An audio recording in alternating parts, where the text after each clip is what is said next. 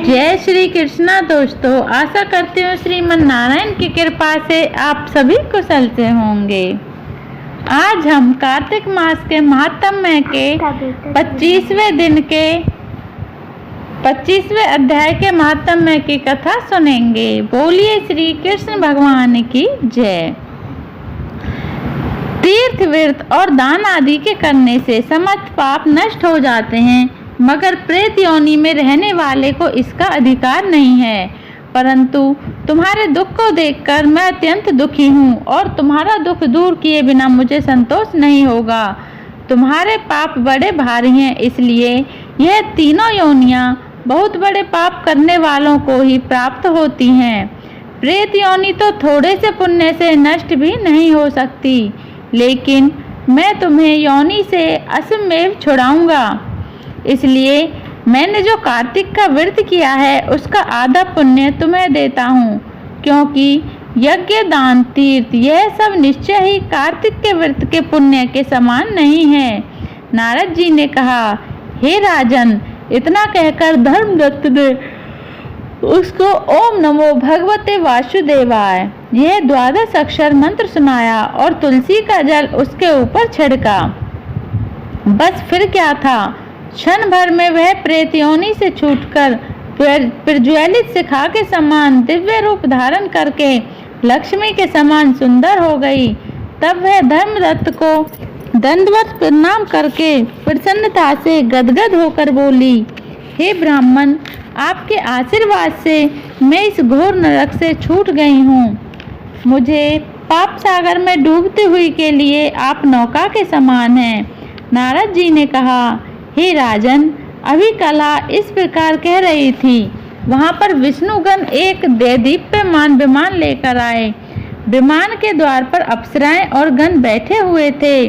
धर्मदत्त ने उन सबको देखकर दंडवत प्रणाम किया।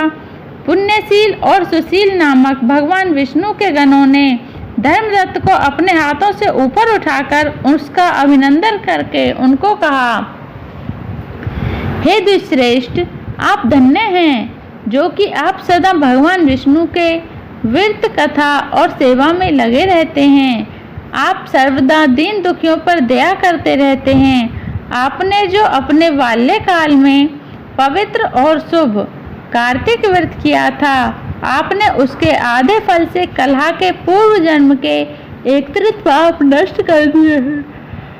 यही नहीं, आपकी कृपा से उसके सैकड़ों जन्म के पाप नष्ट हो गए हैं।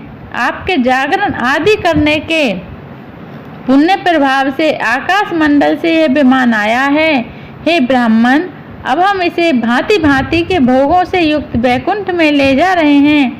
आपके दान पुण्य के प्रभाव से कार्तिक व्रत या तुलसी पूजा के प्रभाव से यह अब भगवान विष्णु के निकट रहेगी।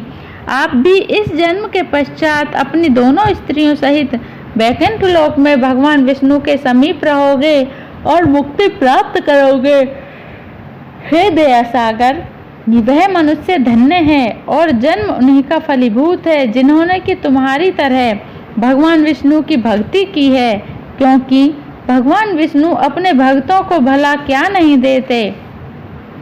वह सब कुछ देते हैं जिन्होंने प्राचीन काल में उत्तानपाद के पुत्र को ध्रुव स्थान में पहुंचाया, जिसके सिमरन मात्र से प्राणियों की सद्गति हो जाती है।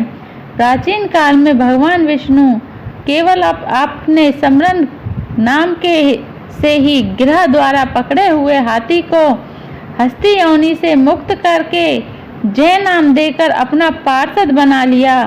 तुमने उसी विष्णु की सेवा की है, इसी से तुम अपनी दोनों स्त्रियों सहित 1000 वर्ष तक विष्णु भगवान के समीप निवास करोगे। जब तुम्हारा पुण्य क्षीण हो जाएगा, तब तुम पृथ्वी पर सूर्य वंश में अपने दोनों स्त्रियों के साथ दशरथ के नाम से प्रसिद्ध राजा होंगे, तथा यह कला तुम्हारे आधे पुण्य की भागीदार होने के नाते तुम्हारी तीसरी भार्या होगी। भगवान विष्णु तुम्हारे पुत्र के रूप में तुम्हारे निकट रहेंगे और देवताओं का कार्य करेंगे।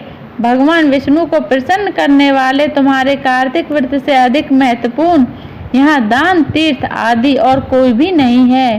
हे दया सागर, तुम धन्य हो, क्योंकि तुमने जगत गुरु भगवान विष्णु को प्रसन्न करने के लिए कार्तिक का व्रत किया है, जिसके आधे पुण्य के फल की भागीदार इस कलहा को इस समय हम अपने साथ विष्णु लोक ले जा रहे हैं।